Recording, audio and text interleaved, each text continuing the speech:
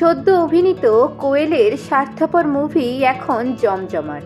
প্রত্যেকটি দর্শকের কাছ থেকে খুব ভালো রিভিউ পাওয়া গেছে স্বার্থপর মুভি নিয়ে। এরই মাঝে পরিবারকে সঙ্গে করে নিয়ে কোয়েলকে দেখা গেল এক অন্য জায়গায়। পরিবারকে সঙ্গে নিয়েই ছুটি কাটাতে গিয়েছিলেন নিশপাল সিং এবং কোয়েল মল্লিক।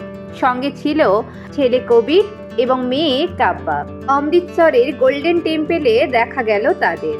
পরিবারের সবার সাথে ছুটির মেজাজে রয়েছে কোয়েল, নিশপাল সহ তাদের দুই ছেলে মেয়ে।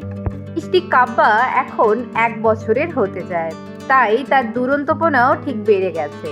দুজনকে সামলাতে হিমশিম খেয়ে যাচ্ছে মা কোয়েল এবং বাবা নিশপাল সিং, এবং তারা ছুটির মেজাজে খুব আনন্দে রয়েছে। ছবিগুলি সোশ্যাল মিডিয়ায় শেয়ার করেছেন কোয়েল মল্লিক নিজে। তাদের অনেক শুভেচ্ছা জানাই তাদের মুভি সফলতার জন্য এবং তাদের পরিবারের সবার জন্য শুভকামনা জানাই।